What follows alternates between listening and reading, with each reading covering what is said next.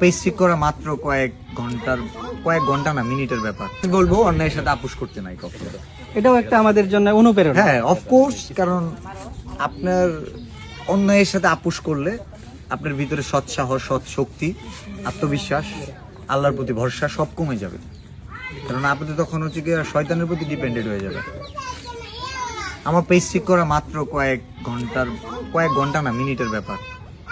But আমি যাদের কাছে কাজ করি তারা যদি এগুলোকে গুরুত্ব না দেয়, আমি একজন ক্রিমিনালের হেল্প নিব কেন? আমি নিতে চাই না। এমনিতেই আর্নিং করি ভাই, অনলাইন আর্নিং নিয়ে অনেক রিস্ট্রিকশন আছে, অনেক মতভেদ আছে, এটা হালাল হারাম নিয়ে অনেক প্রশ্নবিদ্ধ।